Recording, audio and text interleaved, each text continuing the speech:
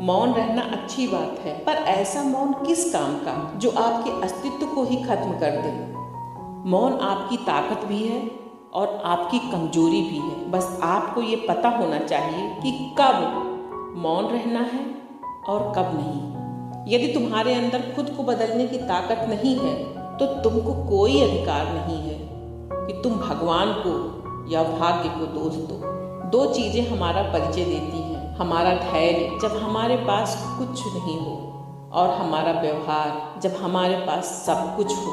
अगर आपकी बहस किसी बदतमीज आदमी से हो रही हो तो हार मान लेना चाहिए, क्योंकि आपकी आवाज़ कितनी भी दमदार क्यों ना हो, आप एक कुत्ते से अच्छा नहीं भौंक सकते। जो मनुष्य दूसरों के दुख और कष्ट को समझता है, निश्चित ही ऐसे मनुष्य का दुख भगवान स्वयं हर लेते हैं। सरल व्यक्ति के साथ किया गया छल आपकी बर्बादी के सारे द्वार खोल देता है, फिर चाहे आप कितने ही बड़े शतरंज के खिलाड़ी क्यों ना हो। जीवन में सिर्फ तभी तक झुकना चाहिए जहां तक संबंधों में लचकता और आपका आत्मसम्मान बना रहे। क्रोध को प्यार से, बुराई को अच्छाई से, स्वार्थ को उदारता से और झूठे व्यक्ति को अच्छाई से जीता जा सकता है। कोई हमारा बुरा करे ये उसका कर्म है, लेकिन हम किसी का बुरा ना करें ये हमारा धर्म है। नियत साफ और मकसद सही हो तो यकीनन किसी न किसी रूप में ईश्वर भी आपकी मदद जरूर करते हैं। आपका व्यक्तित्व नेक है तो भरोसा अपने व्यक्तित्व पर करो। संसार में आप हर किसी के लिए सही नहीं हो सकते हो।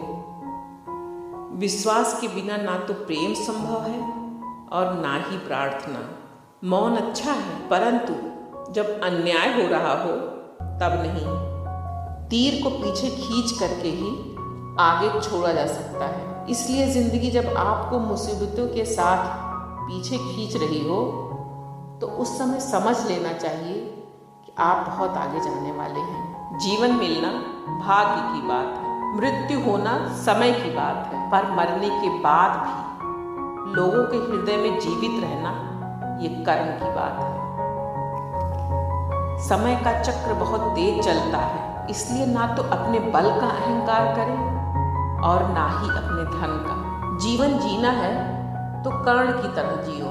जिसका भी साथ देना है खुलेआम दो। विरोधी कहलाओगे, धोखेबाज नहीं। दुख भोगने वाले तो आगे चल कर के सुखी हो सकते हैं, लेकिन दुख देने वाला कभी भी सुखी नहीं हो सकता।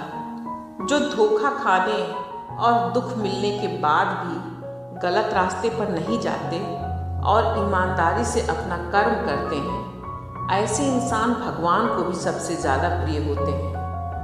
अंत में ऐसे व्यक्ति की जीत निश्चित होती है जिसकी मति और गति सत्य की हो।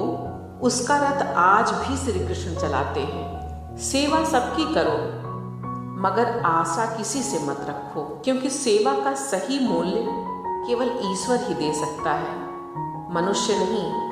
गीता में श्री कृष्ण जी ने कहा है, जब तक डर से नहीं जीतोगे तब तक वह तुम्हारा पीछा नहीं छोड़ेगा और तुम्हें हर पल दुख देता रहेगा।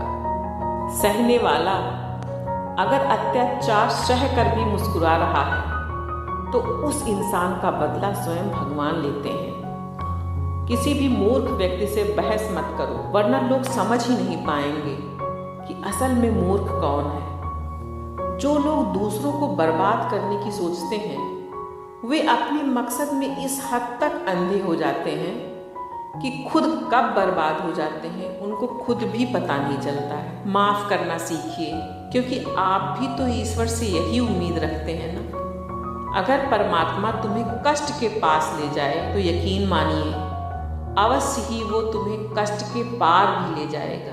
मनुष्य की मानवता उसी समय नष्ट हो जाती है जब उसे दूसरों के कष्ट पर हंसी आने लगती है।